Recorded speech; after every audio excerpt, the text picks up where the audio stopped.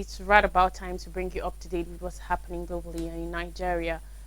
The headline says Anwar revamps cabinet amidst voter economic concerns. Tanker hit by cruise missile in Bab el Mandeb Strait. Putin inspects Russia's new nuclear submarines. Ukraine's Zelensky at Washington for critical meetings. An FBI chief in India after US murder plot indictment. Anwar Ibrahim, Malaysia's Prime Minister and Finance Minister, has declared a key cabinet reshuffle and sworn to concentrate on the economic, health and education amidst increasing public concern about the country's economic situation. On Tuesday, speaking at a press conference, he appointed Amir Hamzan Azizan, formerly chief executive of Malaysia's biggest pension fund, as second finance minister. Also, he said he was moving Mohammed Hassan, the deputy president of the United Malays National Organization, UMNO, from the defense ministry to the foreign ministry. The former foreign minister takes on higher education instead. Anwar also moved Fadila Yusuf, one of two deputy prime ministers, from commodities to the newly created post of energy transition and public utilities minister. Johari Abdul Ghani, veteran UM-owned politician, was returned to cabinet to take on the commodities portfolio, while Dr. Zulkefli Ahmed, popularly known as Dr. Abduzul, was named as health minister. Anwar has been leading a so-called unity government and made up of his reform-minded coalition, former rival UMNO and other smaller parties since hard-fought elections in November last year. But his support has diminished amidst frustration among his supporters at the slow pace of reform and broader fears about the state of the economy. A survey published last month found 60% of Malaysians felt the country was going in the wrong direction, with closely 4 out of 5 identifying the economy as the nation's biggest problem. The overhaul will add the size of the cabinet to 60 ministers and deputies compared with 55 previously. The United States Central Command CENTCOM said a tanker ship traveling through the strategic Bab el Mandeb Strait separating East Africa from the Arabian Peninsula off the coast of Yemen has been hit by a missile at midnight local time. The ship was attacked by what is evaluated to have been an anti-ship cruise missile ASCM launched from a Houthi-controlled area of Yemen while passing through the Bab al-Mandeb, CENTCOM said in a statement. According to its website, and was on its way to Italy, the Strinda, an oil and chemical tanker, is part of the fleet of Bergen-based shipping firm Mowiskills Rederi. Chief Executive Geir Belnes confirmed that the ship had been hit by a missile and caught fire. He added that the ship was now proceeding to a safe port. The attack on the vessel comes as threats on commercial shipping in the area amidst the Israel-Hamas war intensify. Yemen's Iranian-backed Houthis have carried out a succession of raids on vessels in the Red Sea and launched drones and missiles targeting Israel. In recent days, they have threatened to aim any vessel they believe is either going to or coming from Israel. The Houthis did not instantly claim responsibility for the attack, although reports said rebel military spokesperson Brigadier General Yahya Sari said an important announcement will be made soon. The United Kingdom Maritime Trade Operations, a naval agency providing security alerts to ships, earlier reported a fire on an unidentified vessel about 15 nautical miles, 28 kilometers off the Yemeni port of Mocha. The coordinates correspond to the last known location of the Sindra, which is part of the fleet of Bergen-based Mowiskills Rederi, according to its website. The company did not immediately respond to a mailed request for comment. CENTCOM said the USS Mason had responded to the Strinda's Mayday call and provided help.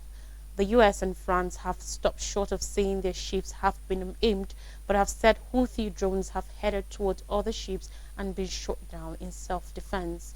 Washington has so far declined to directly respond to the attack, as has Israel, whose military continues to describe the ships as not having links to their country. The Houthis in November seized a vehicle transport ship connected to Israel in the Red Sea of Yemen. The rebels still hold the vessel near the port city of Hodeidah. Separately, a container ship owned by an Israeli billionaire came under attack by a suspected Iranian drone in the Indian Ocean. A tentative ceasefire between the Houthis and the Saudi-led coalition fighting on behalf of Yemen's exiled government has been holding after years of fighting that has created on one of the world's worst humanitarian crises. Now, Russian President Vladimir Putin has vowed to boost Russia's naval prowess after the country inaugurated two latest nuclear submarines. Putin traveled to the northern city of Severodvinsk to view the vessels, the Emperor Alexander III and Krasnoyarsk, and the Sevmash shipbuilding yard where they were built over the past 6 years. The two submarines are due to join Russia's Pacific fleet. The Emperor Alexander III is part of Russia's new Bore Ark-Wind class of nuclear-powered submarines, each of them armed with 16 nuclear-tipped Bulava intercontinental ballistic missiles. The Bore is the first new generation of undersea vessels Russia has launched since the Cold War. The Krasnoyarsk belongs to the Yasen Ash 3 class of multi-purpose submarines armed with long-range, high-precision missiles that Putin could strike aims at sea and on land. Last Friday, Putin announced he will seek a fifth presidential term in an election in March, has continually talked up the potential of Russia's new generation of weapons, particularly its nuclear systems, and their value as a deterrent. Security analysts say nuclear arms have assumed a greater importance in his thinking and rhetoric since the start of the war in Ukraine, where Putin's conventional forces are locked in a grinding war of attrition with no end in sight. Russia is building 8 more nuclear submarines, 3 Bore class and 5 Yasen class. Russian lawmakers in October approved record military spending as Russia continues its war in neighboring Ukraine. On Tuesday, Volodymyr Zelensky, Ukrainian president, arrives for discussions in Washington at a critical moment as the White House warns American assistance to Ukraine could imminently dry up and talks over fresh assistance are stalled in Congress. The 11th hour invite for President Joe Biden highlights the earnestness in approving the new package worth tens of billions of dollars as he and other administration officials are warning the already approved American aid will be exhausted by year's end. Biden has requested about 60 billion US dollars in fresh aid to Ukraine, part of a larger emergency funding package that also includes assistance for Israel and funds for border security. Republicans have sought to use the request as leverage to extract stringent new rules limiting migration across the U.S. southern border. The hope among Biden's team is that Zelensky can convince lawmakers and mainly Republicans of the need for more support to replenish his war chests. Administration officials have long viewed Zelensky as his country's most effective advocate, and he has spent the 21 months since the Russian invaded in February 2022 addressing international parliaments, assemblies, summits, and award shows to muster support. On Monday, Zelensky made a direct appeal for more security aid during a speech at the National Defense University in Washington, saying Russian President Vladimir Putin is seeing his dreams come true as delays continue in Congress. But the prospects of success in Washington this week appear slim, with talks at an impasse to relate the new Ukraine assistance with a contraction of immigration rules. Congress has already approved over 100 billion US dollars for Ukraine along bipartisan lines, and backing for Kyiv was relatively unanimous at the start of the conflict. But support for Ukraine has been steadily waning in Congress, particularly among Republicans closely aligning with former President Donald Trump. Senator James Lankford, the lead GOP negotiator on immigration policy, said according to reports that nothing Zelensky could say to senators Tuesday would change Republican demands that Congress strike a deal to tighten U.S. border laws before approving more aid to Ukraine. Now to India. Christopher Wray, FBI director, is in India this week for a visit intended at boosting security cooperation and deepening a partnership. But it comes in the wake of a key law enforcement issue between the two nations, one far more sinister and with the potential to cause cracks within that alliance. The United States accused an Indian government official of being involved in a conspiracy to kill an American citizen on its home soil just 2 weeks ago. The citizen in question is Gurpatwar Singh Panun, a Sikh separatist who was allegedly the target of a murder-for-hire plot in New York City. Panun is a wanted man in India, considered by the government there as a terrorist and national security threat.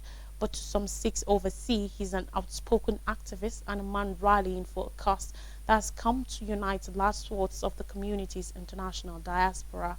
U.S. federal prosecutors late last month charged an Indian national on suspicion of trying to kill him, according to an explosive indictment which alleged the hitman was acting upon orders from an unnamed Indian government official.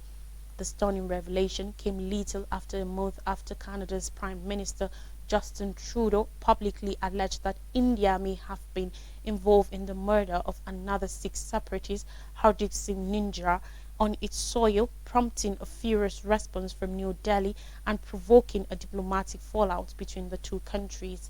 India has vehemently denied involvement in Nijjar's murder. The U.S. plot was foiled and the details in the indictment have yet to be heard in court. India's government has denied any involvement in the alleged plot to kill Panun, but in contrast to the vocal condemnation it made after Canada's accusation, it has set up a high-level committee to investigate the accusations in the U.S. indictment. On more stories, Qatar funds Hamas backed by Israel. The Gulf state of Qatar has come under fire by Israeli officials, American politicians and media outlets for sending hundreds of millions of dollars in aid to Gaza, which is governed by the Palestinian militant group since the October 7th Hamas attack on Israel. But all that happened with Israel's blessings. In a series of interviews with major Israeli players conducted in collaboration with Israeli investigative journalism organization Shorim, reports said Prime Minister Benjamin Netanyahu continued the cash flow to Hamas despite fears raised from within his own government. Qatar has promised not to stop those payments. Qatari Minister of State for Foreign Affairs Mohammed bin Abdulaziz Al Khulafai said, according to reports on Monday, that his government will continue to make payments to Gaza to support the enclave as it has been doing for years. Israeli sources responded by pointing out that successive governments had enabled the transfer of money to Gaza for humanitarian reasons and that Netanyahu had acted decisively against Hamas after the October 7th attacks. In 2018, Qatar started making monthly payments to the Gaza Strip. Some $15 million were sent into Gaza in cash-filled suitcases delivered by the Qataris through Israeli territory after months of negotiation with Israel. The payments began after the Palestinian Authority (PA), the Palestinian government in Israeli-occupied West Bank, that is a rival of Hamas, decided to cut salaries of government employees in Gaza in 2017. An Israeli government source with knowledge of the matter said, according to reports at the time. The PA opposed the Qatari funding at the time, which Hamas said was meant for the payments of public salaries as well as medical purposes. In August 2018, Israel approved the deal in a security cabinet meeting when Netanyahu was serving his earlier tenure as premier. Even then, Netanyahu was condemned by his coalition partners for the deal and for being too soft on Hamas. The Prime Minister defended the initiative at the time, saying the deal was made in coordination with security experts to return calm to Israeli villages of the south, but also to prevent a humanitarian disaster in Gaza. Ahmed Majdalani, an executive committee member at the Palestinian Liberation Organization in the West Bank, accused the United States of orchestrating the payment. Now, Special Counsel seeks Supreme Court on Trump immunity. On Monday, Jack Smith, Special Counsel, asked the Supreme Court to decide whether Donald Trump has any immunity from criminal prosecution for alleged crimes he committed while in office, the first time that the High Courts will consider on the historic prosecution of the ex-president. The strange request is an effort by Smith to keep the election subversion trial presently scheduled for early March on track. Smith is asking the Supreme Court to take the sporadic measure of skipping a federal appeals court and quickly decide a fundamental issue of the case against Donald Trump. Smith's team has asked the court to review District Judge's Tai Chuk-tan ruling that as a former president, Trump is not immune from the election on subversion prosecution case brought in Washington, D.C. Lawyers for the former president have argued that Trump's alleged actions over the 2020 election results were part of his official duties at the time, and therefore he is protected by presidential immunity. Prosecutors also asked the court to decide whether Trump is protected by double jeopardy. Defense lawyers have stated that because Trump was acquitted by the Senate during his impeachment trial, that he cannot be criminally tried for the same alleged reasons or actions. The Supreme Court later on Monday said it would advance consideration of Smith's petition to rule on the question of whether Trump deserves immunity. Trump has until December 20th to file a response. If the apex court were to take upon the case, the issue of presidential immunity will keep being decided by an appeals court. Trump's team had asked the appeals court last week to examine Chuk-tan's ruling and also asked Chuk-tan to suspend all trial dates in the meantime. The question about presidential protections that Trump hopes to use as part of his defense need to be settled before he goes to trial, which is scheduled for March. The filing continues. Respondents' claims are profoundly mistaken, as the district court held, but only this court can definitely resolve these particular issues. In African shores, as DRC polls loom, displaced persons feel abandoned. Closely 7 million Congolese have been displaced within Africa's second largest country. According to the United Nations, this is the highest number yet recorded in the country. If the campaign for general elections is in full swing in other regions of the Democratic Republic of Congo, in this camp in Kanyaruchinya, in the North Kivu province, placards serve as reminder of the December 20th general polls. The displacement camps close to the city of Goma stand as a testament to Felix Tshisekedi's fight to solve insecurity. President Felix Tshisekedi, 60, who is running for re-election, has vowed to confront widespread insecurity. But after 5 years in power, the situation in eastern DRC has only grown worse. Thousands of civilians have been killed and tens of thousands of women and children have been raped, according to figures from research groups and humanitarian organizations. Rampant inflation is also hurting his popularity in the region. Much of eastern DRC is prey to armed groups, a legacy of regional wars that flared in 1990s and 2000s. One of them, the M23, has seized swaths of territory since late 2021, driving more than 1 million people from their homes. The DRC, several countries, including the United States and independent United Nations experts, accuse Rwanda of backing the M23, a claim denied by Kigali. Presidential candidates have hit the campaign trail in eastern DRC, promising to bring peace to the region. Doctors Without Borders says numerous of families are still fleeing violence in North Kivu province. I'll bring you more stories. Do stay with us.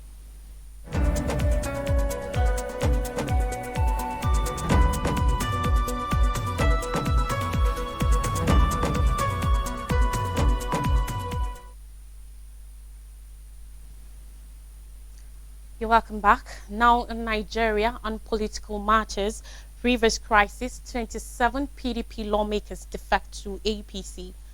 On Monday, the People's Democratic Party said it would write the Independent National Electoral Commission election today to demand fresh elections to replace its 27 members in the Rivers State House of Assembly who defected to the All Progressives Congress APC.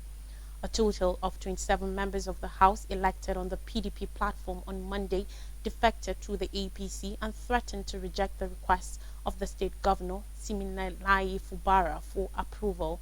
According to the letters written to the Speaker, Martin Omuwele, and read on the floor of the House, the reason presented for their defection was based on the division in the party as regards the feud for the position of the National Secretary of the PDP, which had made communications channels difficult.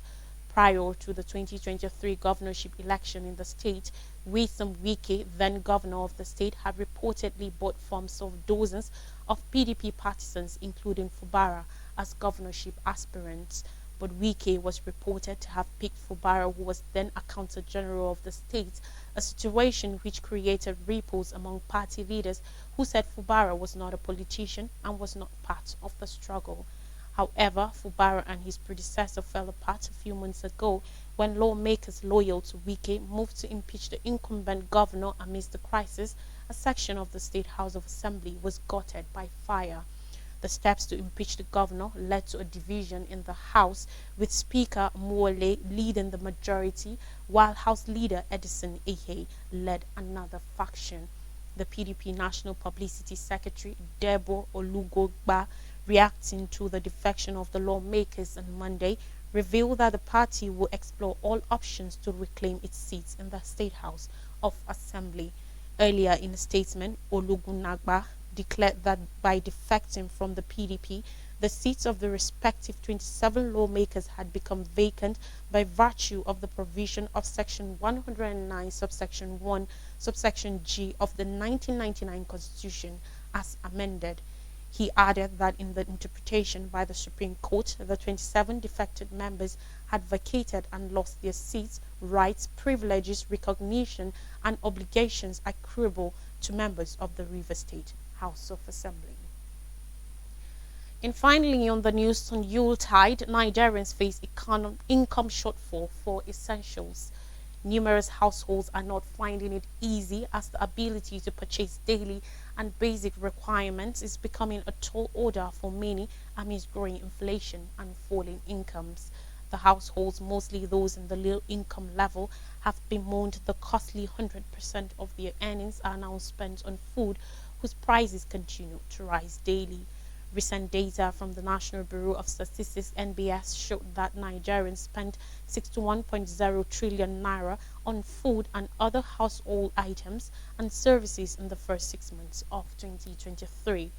An approximated 4 million Nigerians were pushed into poverty between January 2023 and May 2023 on account of high inflation, according to the newest Nigeria Development Update (NDU) report.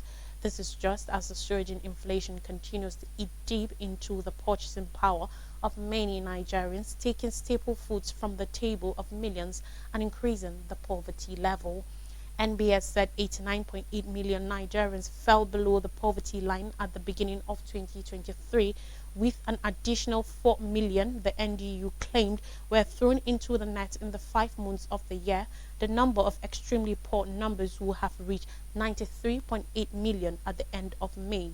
The figure is about 43% of Nigeria's 216 million population. According to MBS, food inflation is presently more than 30%, but beyond data, Nigerians feel the pang of increasing prices across the board daily. Nigeria's inflation rate was 22.41% when President Bola Ahmed Tinubu came into office on May 29th, but it has risen to 27.3% of the last consumer price index CPI reading in October. The food price crunch is the worst for staple food baskets. As the Yuletide season approaches, market survey revealed that general food prices have risen astronomically. Plus the 35,000 naira wage award, the earnings of an average civil servant can only pay for a fraction of what the 30,000 naira minimum wage could buy about 5 years ago.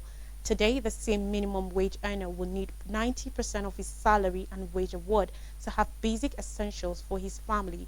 With limited policy responses to check the hike in prices, several Nigerians may be sinking into misery as low and stagnant income do not cope with rising prices. To refresh our memories, Anwar revamps cabinet amidst voter economic concerns. Tanker hit by cruise missile in Bab al-Mandeb Strait. Putin inspects Russia's new nuclear submarines. Ukraine's Zelensky at Washington for critical meetings. And FBI chief in India after US murder plot indictment. And that's all in the news. Thanks for watching. I am Lois Strike.